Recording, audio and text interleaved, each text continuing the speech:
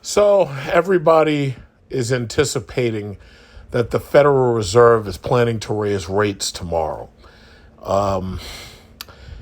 They are also anticipating September when the Federal Reserve is expected to raise rates, possibly up to 1%. It's a very good possibility the Fed may raise interest rates up to 1%, possibly by 50 basis points. This story, Yahoo Money, is basically a reaction to the anticipation of the possibility of rates being raised tomorrow, saying mortgage rates back up again and home buyers call it quits. Mortgage rates are back up again this week after 3 straight weeks of declines. The rate of the 30-year fixed mortgage rate hit 5.23%, up from 5.09% last week, according to Freddie Mac, tracking the 10-year Treasury yield, which spiked near 3% as investors scrambled ahead of a key inflation reading on Friday. Persistently high rates coupled with a continued shortage in homes for sale are squeezing home buyers, with many of them calling it quits on purchasing a house. We've seen a lot more cancellations recently than we've had in years prior, Lizzie Hoffer, Chief Experience Officer and Mortgage Broker at Cross Country Mortgage in Arizona, told Yahoo. People are hesitant to make a decision to purchase, but for the most part, we still have a lot of activity in the buyer's market. U.S. mortgage rates remained above 5%. 30-year fixed rate mortgage average in the United States. Okay, so as you can see, from 2000, interest rates are down from 8.5% till now in 2022. You can see that the rates are just now, as you can see, there's that massive jump in 2022 where we went from below 3% up to 5%. And I guess I could say that it touches the 3%, but there are some people who got slightly below 3%. Like they were able to get like 2.98, 2.95. Some people were even able to get as low as 2.7. But the bottom line is you can see at the very end in 2022, there's the sharp increase. The brief pullback in rates in recent weeks did little to sway price-rattled buyers. Now, as rates rise again, the signs of a quickly cooling market continue to add up. The volume of purchase mortgage applications declined 18% from 1 week prior on a seasonally unadjusted basis, and was 21% lower than the same week a year ago, according to the latest Bankers Association survey for the week ending June 3rd. Nationwide, 60.7% of home offers by Redfin agents registered some competition in April, the lowest rate since March 2021 and the second consecutive monthly decline in bidding war activity according to Redfin data. And a record low share of Americans reported it's a good time to buy a home in May, according to Fannie Mae's index measuring home purchase sentiment, while 79% of respondents said it's a bad time to buy. All right, well, I could go on reading this, but I could just as easily give you the link to this and you can read it yourself. The simple fact is, and this is a fact, the simple fact is the way it's supposed to work is when interest rates are high, home availability is supposed to be low. It's first of all, the problem is you have to understand that when the interest rates are high, what ends up happening is if interest rates are high, fewer people are willing to buy or fewer people can qualify to buy. So what ends up happening is there's a supply and demand issue where high interest rates mean that the home prices are going to be lower.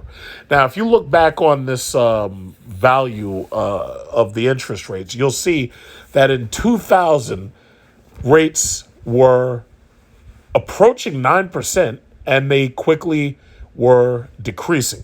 Now, the reason why there was a decrease is obviously because of 9/11, something I lived through, September 11th, the terrorist attacks.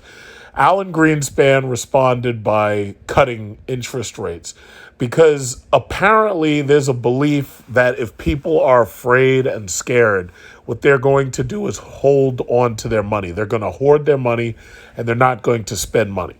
So In order for the Alan Greenspan Fed to basically prop up the economy and make it look like Bush was actually doing a good job, what they did was they lowered the interest rates, which allowed people very easy access to money.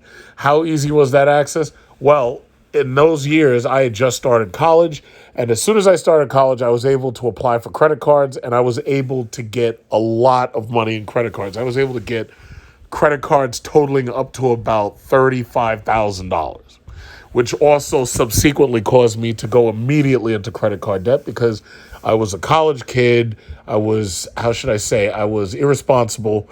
I was spending money constantly at CompUSA. I was buying all the latest electronic gadgets and toys and believing that I would be able to pay those bills back up until I couldn't. Not only that, but I was in college, so I was obviously taking out student loans towards graduating with my degree, which didn't happen until 2005 because I actually took a year to go live in China. And then a subsequent year, I actually was living in China for 2 years while I was studying business and Mandarin in Shanghai, China, in the school Fudan University.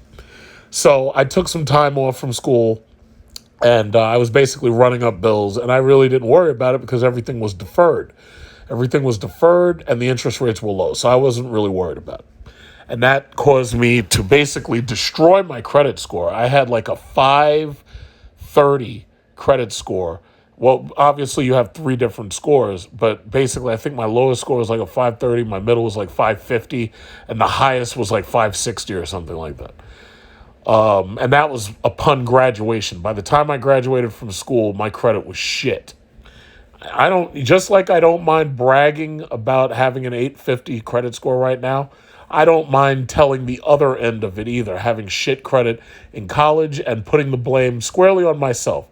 I was at CompUSA spending up a storm. I had my Discover card. I was buying fucking computer games. I was buying computer parts, video cards, Voodoo 3500 AGP TV. I can still remember that shit. And anything I wanted, I had a credit card. I was just buying shit left and right. I drove myself into debt. I ain't blaming that on nobody else. That was me. I was buying other things. I just don't remember what they were, but I was just buying stuff. Like whatever I wanted, I'd just buy it. Clothes, whatever. It was like I was just buying stuff. So yeah, that was my fault. My credit score took a shit, and that was it. Now, the way this is supposed to work is when the interest rates go low, the housing prices actually end up going higher because if you lower the interest rates, that means that more people can qualify for a loan that they normally would never be able to qualify for. So it's very simple. If the interest rates are lowered, housing rates end up going higher because of supply and demand. If the interest rates are increased, housing prices go lower because of supply and demand. So either a lot of people can qualify or fewer people can qualify. What we're seeing right now, and I'm really tired of hearing people constantly claiming that there's going to be a housing crash. This is not like 2008. In 2008, by that time, I was working for a bank, selling mortgages, refinancing homes, basically selling houses. And there's a huge difference between now and then. The difference is back then, it was the mortgages where we had a tremendous bubble because of the interest rates being low. The mortgages on these houses were being repackaged and sold off, bid on. There were speculations on those mortgages, which were creating more money in side markets. And there were even speculations on the speculations. If you watch the movie The Big Short, they give you a very good historical rundown of it, despite the fact the movie is a comedy. In fact, there's 3 movies that you should watch. One is Too Big to Fail, which is on HBO. The second one is The Big Short, which is a classic at this point. And the third one is Margin Call. Now, there are a couple of other movies, but those are the 3 that come to my mind almost immediately. Margin Call is pretty good, even though If you didn't understand investment banking, it's kind of cryptic. The Big Short is perfect because it explains everything perfectly. And Too Big to Fail explains the political aspects of the bailouts of 2008. So the reason why this is different is because the mortgage crisis cleaned out most people's equity. And what that means is that a lot of people were using their homes as credit cards, and they were cashing money out of their homes to buy cars, to buy luxury items, to buy boats, whatever they could think of. Some people, to be fair, some people were forced to use that money for medical reasons because a lot of people were going bankrupt because of medical reasons.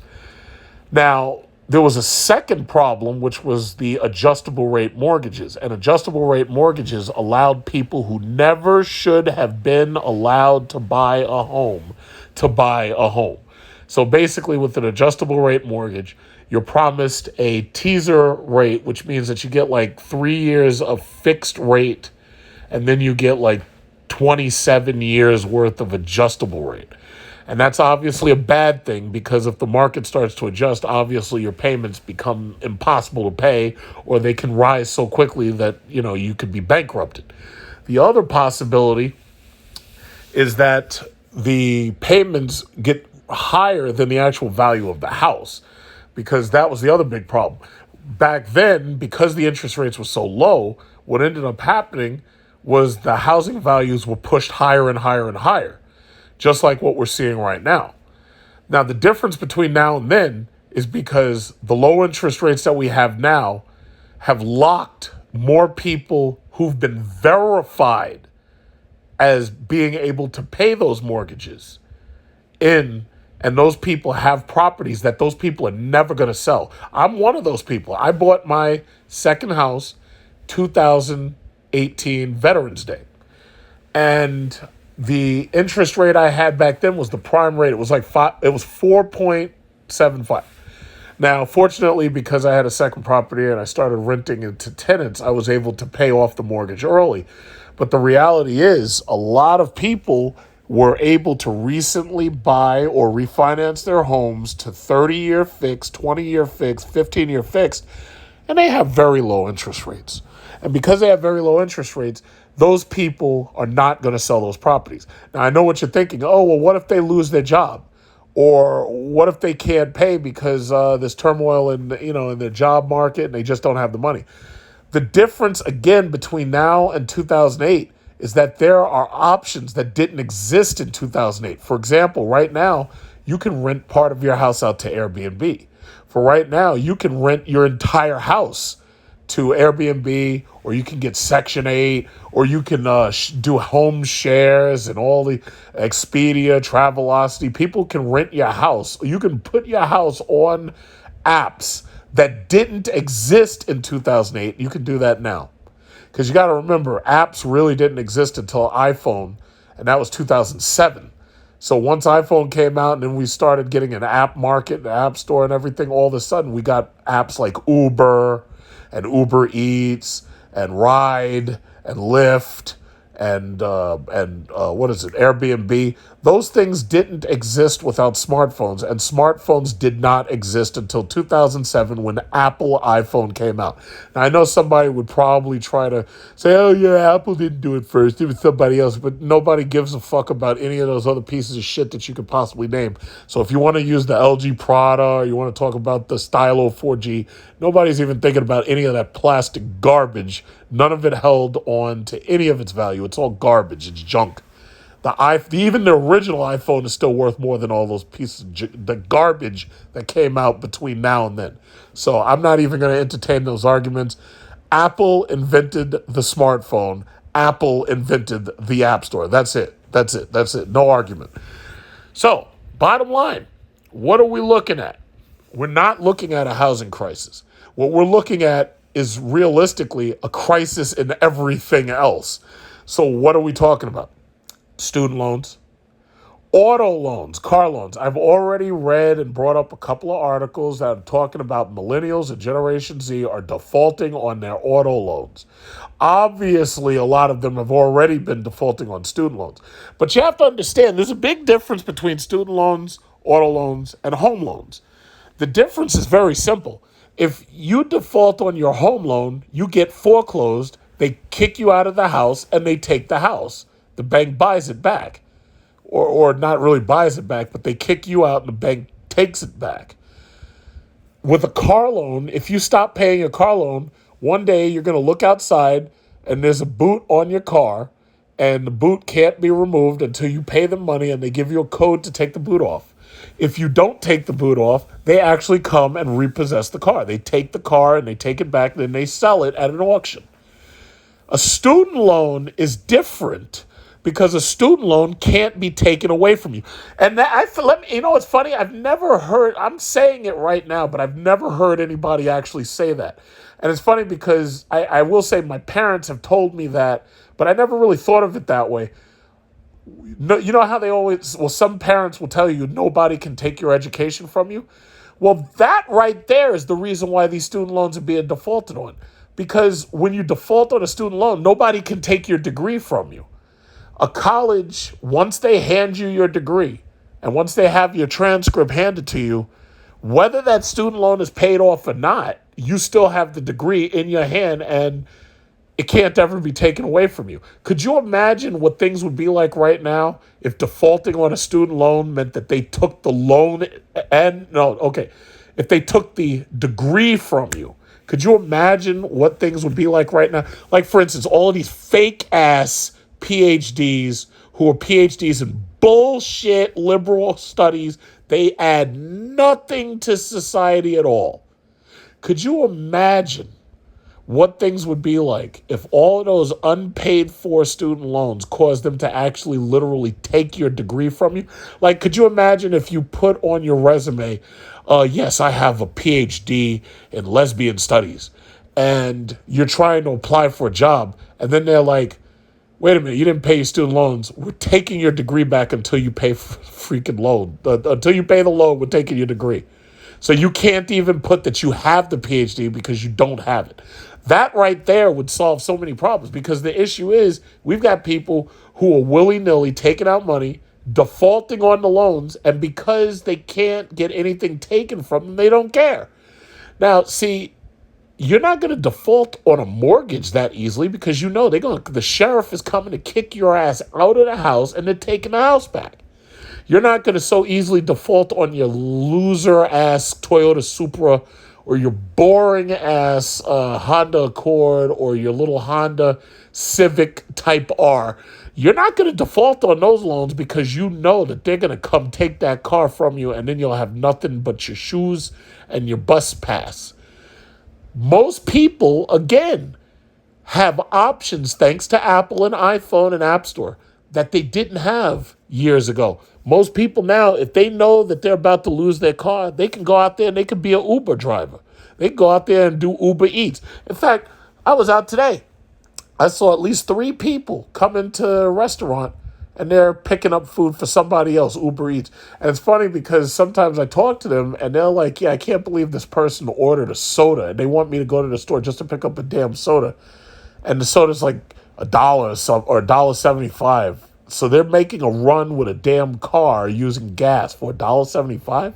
That's ridiculous. But that's what it is. Some people are Uber drivers. I know people who've bought cars recently and they're Uber driving. Let me tell you something. I would never be a fucking Uber driver. Because first of all, I demand to have my gun on me in the car. And the second somebody starts some shit, tries to rob me, I'm blowing your goddamn head off. Now, here's the problem, though. If I was an Uber driver, you're sitting behind me. I got a problem with that. So therefore, I wouldn't want to be an Uber driver unless I'm sitting in the back and you're sitting in the front. So that would mean that the car, like the steering wheel, all that stuff would have to be in the second passenger row, and you're sitting in front of me. So if you make the mistake of turning around and trying to rob me or something, you're getting shot up. It's just that simple. But that's not how things work. So me personally, like, I know Uber drivers. I'm never doing that shit. Fuck that. I'll be a stripper on a pole before I be a goddamn Uber driver. I'm not doing that. because I already know how that one ends. Somebody's going to try to rob me and somebody's going to get their head blown off. And it's just that simple. I already know exactly how that one's going to end. So it's better if I just stay away from it. But I don't need to drive Uber because, I've got money and everything. So it's like, I'm just saying, I could never do that job. So all of you females out there who are Uber drivers, God bless you. My hat goes off to you because I would never do that fucking job. I mean, you've had people who be kidnapping people and what is it called? Carjacking and nah, man. When this Desert Eagle comes out, I guarantee you it's going to get used. It's like, nah, forget that. I ain't doing it. Not doing it. Nope. Bad idea. Bad idea. I can't do that. There's certain jobs I just can't do. So anyway, let's see. Did I miss anything? It says buyers of median-priced homes are looking at a monthly mortgage payment that is 53% higher than a year ago, adding an additional $670 to their monthly expenses, according to Realtor.com. A year ago at this time, the median price home was $380,000. It's now $447,000.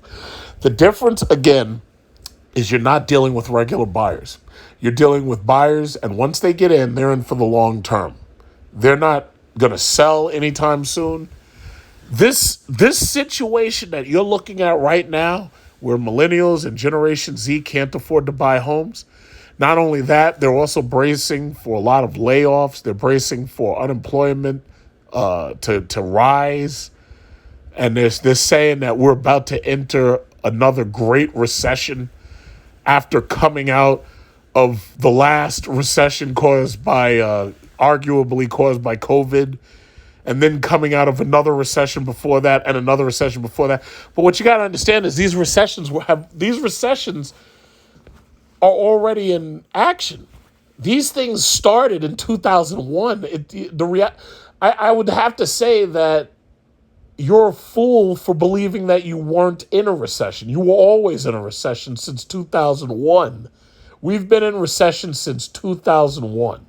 Now, I know somebody's going to say the government numbers are telling me that I'm wrong, and but did it ever occur to you that the government's lying about the numbers? Or perhaps they're calculating it in a way that allows them to lie about what's actually happening? And by the way, you don't need to hear anybody tell you you're in a recession or stagflation. All you got to do is just go to the store.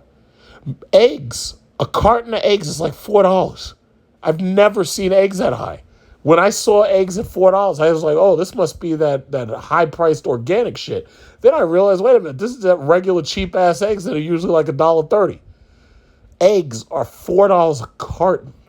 Milk is $5 a gallon in most places. Like I usually go to Costco. I think it's like $4.38 or something like that. But if you go to most of these stores, milk is $5 a gallon. And then do I need to mention gas prices? Do I need to mention your oil home heating bills? Do I need to mention your gas home heating bills? Do I need to mention how much it's costing you just to drive back and forth to work? Do I need to mention that? Because I hope I don't. I hope I don't. Do I need to mention your rent payments on your 2-bedroom apartment? Do I need to mention that that's costing you probably $2,500 a month or $3,000 a month? Do I need to mention that? You're in a state of stagflation. And first of all, I think it's important that people understand what stagflation is. Stagflation is not only a period of prolonged recession, it's also a period of pronounced unemployment, which obviously you're seeing that right now. You're hearing left and right, these companies are laying people off left and right. And these are not just cheap $15 an hour jobs. These are high-paying jobs like Microsoft, Apple, Amazon. These big companies are laying people off. Not only that, one of the biggest and most important things to recognize is they say, yeah, it's a period of reduced GDP. Well, I think that's obvious. Under COVID, our GDP went down because we weren't producing shit except debt. But when the government calculates it, they make it look like the economy's growing because they just lie. It's like, I don't even like having to explain how they're doing it. I understand how they're doing it, but they're just lying. And they're counting things that make no sense to count in order to make their numbers look good. It's just lies. But the most important thing about stagflation to remember is it happens because of poor government policies. That's the important thing. What ends up happening is the government tries to respond to the recession, and the policies that the government sets up only make matters worse. That's the key point to stagflation. Stagflation is a word they haven't used since the 70s when Jimmy Carter was in office. Well, when every time you take a look at this television and you see Joe Biden on TV, well, what you're doing is you're basically seeing what stagflation looks like. That's Jimmy Carter Part 2. That's what you're seeing. And I mean, for God's sakes, you can't even get baby food. You can't get baby formula, which I guess is not really a big deal to many people because most of you aren't marrying and most of you aren't having children. So I guess a lot of people really aren't that worried about baby food. I mean, it's kind of funny. I feel like I'm in that movie Children of Men, where if you remember that movie, like everybody had forgotten what children look like and they forgot what children sound like babies, because the world was like so screwed up until there was no babies. And I was thinking to myself when I saw that movie, I'm like, but this doesn't make sense. How could you ever get into a situation where there's no babies? And then, now we get to this point where you got these females all over Instagram and flaunting themselves, and you got the dudes just playing video games, playing on their PlayStation 5. People aren't screwing, basically. People aren't having sex, or at least they're not producing children from it. And I'm like, holy shit, that movie was real. Children of Men, that movie was freaking real. When I see pregnant women, I just stare at them. I'm like, oh, so that's what a pregnant woman looks like. I've forgotten. It's a damn shame. I don't know if you can relate to what I'm saying, but things are fucked up. So anyway, it says home buyers are also contending with inflation growth that's near 40-year highs, with costs for basics like gas, food, and rent eating away at their budgets. I've been in the lending industry for 25 years, and when you have periods of time where people walk away from transaction, that's usually a very bad sign. Knocking on wood that we still haven't seen any cancellations, but in the current market, you may have some people walk away. Even repeat buyers who are armed with record equity to tap are discouraged by the lack of homes for sale and rising borrowing costs. Their reluctance to move up is also adding to the inventory woes. You have folks that really enjoyed the increase in home value these past years, which makes that opportunity to tap that equity tempting and viable to trade up. Well, I'm one of them.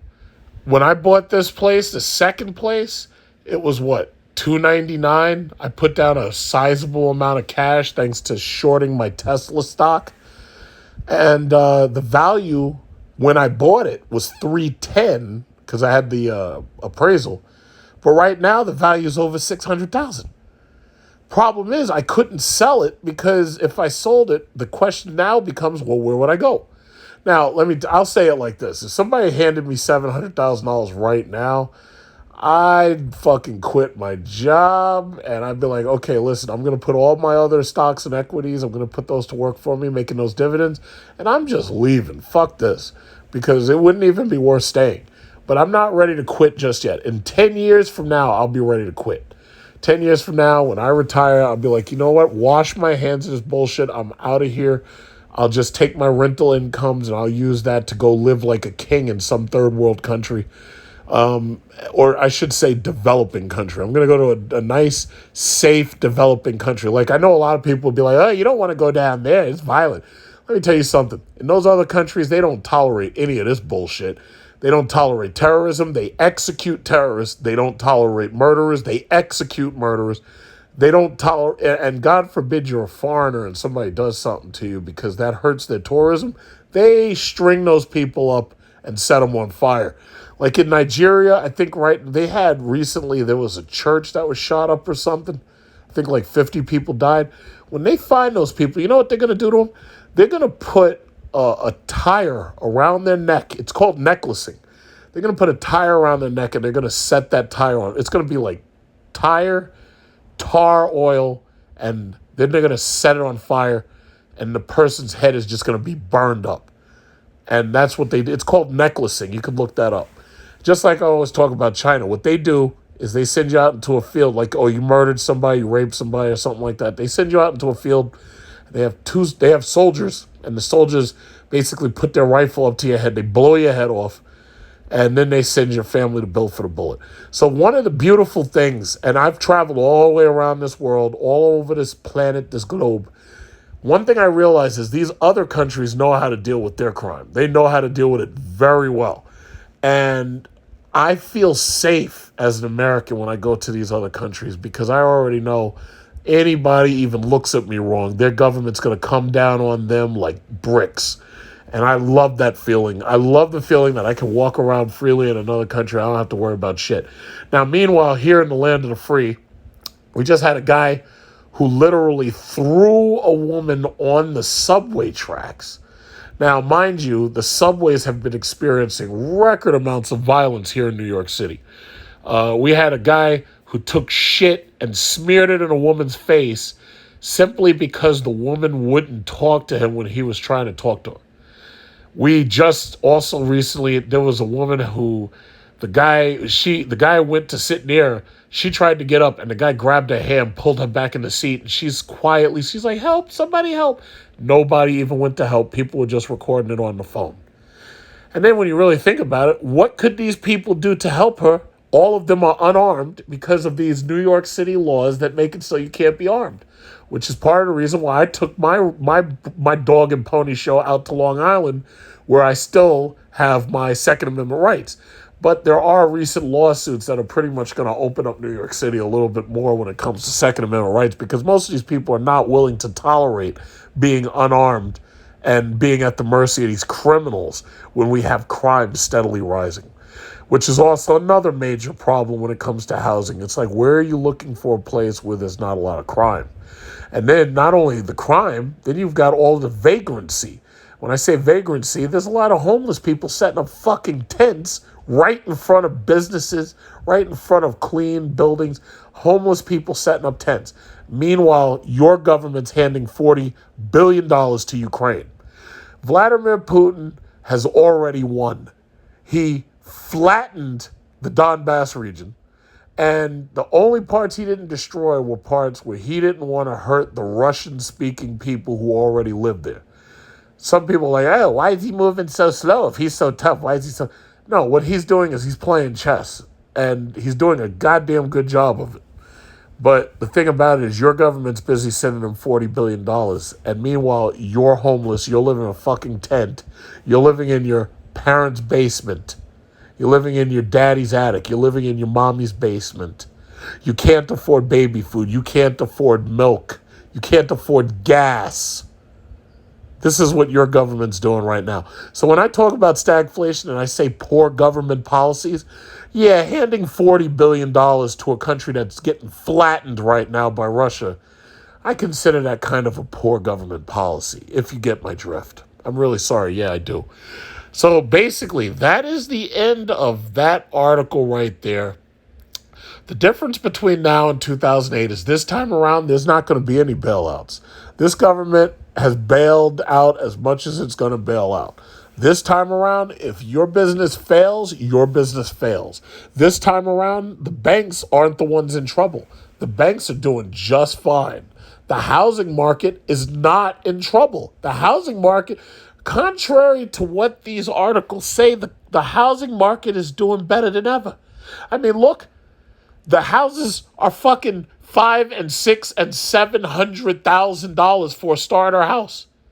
But yet, every single bid is basically being outbid, and someone's getting these houses.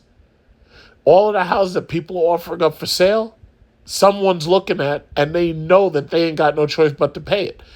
Let me tell you something.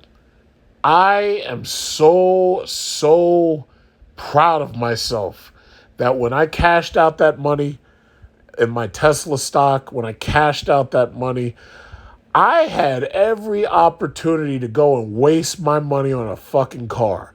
Because if you pay attention to me, because I know there's some people who still troll me about it. And like, hey, yeah, when you going to get your Trackhawk? Well, first of all, the Trackhawk is obsolete because now they have a brand new Jeep Grand Cherokee model. It's called the WL. Two models. One is the long wheelbase, and the other one's the short wheelbase. I had every opportunity to go buy a fucking car, a show-off car to show off. And it flashed to me. I was like, you know what? This is a stupid way to spend my fucking money. Let me put my money into an investment property. And that's what I did. So while I got, you might be able to hear it in the background. I am laying down in my king-size bed. My television's off, but I've got a nice big screen TV right there. My computer's off. I've got a very big screen computer right there. And I'm just laying under my ceiling fan and just peacefully just chilling, just listening to the birds outside chirping. Meanwhile, in the back of my mind, I'm thinking about all these people who are living in their daddy's attic. I'm thinking about these people living in their mommy's basement. I'm thinking about these people who are putting down bids for houses and can't get them because they're being outbid. And they're going to pay twice as much for a smaller property that I paid for mine. And I think back to myself, I closed Veterans Day 2018. And I'm thinking to myself, I'm like, I am so happy that first of all, I don't trust the government. I don't believe anything these motherfucking liars on MSNBC or CNN or Fox. I don't believe anything any of them say. I do my own market analysis, and I thought to myself, I was like, wait a minute. Something's wrong here. Something's wrong here. You know, I never could have imagined COVID was going to hit. But I was like, you know what? I'm not buying anything big and crazy. I'm not doing it. And lo and behold, you got COVID, you got a rapid rise in real estate costs, rapid rise in inflation. It's like, and the most pronounced rise in gas prices I've seen since 2005 when we had Hurricane Katrina, and I saw gas exceed $2 for the first time in my life. Because you got to remember, I'm 40 years old, so I've lived through a lot of this shit. But that's basically it. I mean, this economy is fucked. You know, MSNBC and CNN and these liberal stations, they can talk about January 6th all they want, but none of that shit is going to stop the Biden administration and these Democrats from getting their asses wiped clean come November. Let me tell you something. They're going to get wiped clean. The poor government policies are their fault. They're in the majority. They can't blame nobody. I will say this. I'm very disappointed with these stupid Republicans who have cooperated with them.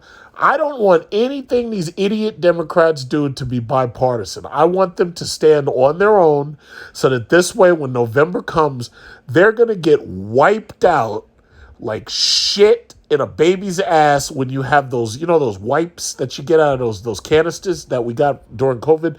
You know, those baby wipes? They're going to get wiped out like piles of shit. They're going to get wiped out. And you know how you see those commercials and they talk about how the wipes kill 99.9% and then they show the bacteria and then they do that one wipe and then there's like there's like a smidgen of bacteria left because it killed 99.999%, but there's always going to be like one left. That's what's going to happen to the Democrats. Now, granted, there's going to be a few of them left. I mean, California and New York are going to have a couple because these people, a lot of them vote instinctively Democrat because as far as they're concerned, the Republican Party is nothing but a bunch of racist whites who were rioting on January 6th. But the reality is more and more Black and Hispanic and even Asians are joining the Republican Party because I think at this point they've had enough. I think they've seen these Democrat lunatic policies have driven down their own businesses, their own livelihoods. It's driven down their own communities. It's caused the violence against them and the violence around them to go up. I think most of these people have had enough. So now, again, you're going to watch This government as it is, Pelosi, Schumer, Biden, you're going to watch them all. They're going to be wiped out. I want you to understand, this is probably the last thing I'm going to say. What you are in right now is you are part of a protracted war. A war of ideology, but a war nonetheless. Come November, you're going to see the results of that. Because this partisanship and the tribalism has gotten us to where we are. And now it's gotten so bad that both sides are feeling it. And both sides want change. Now the question is, who's going to step up there and promise to bring a real change?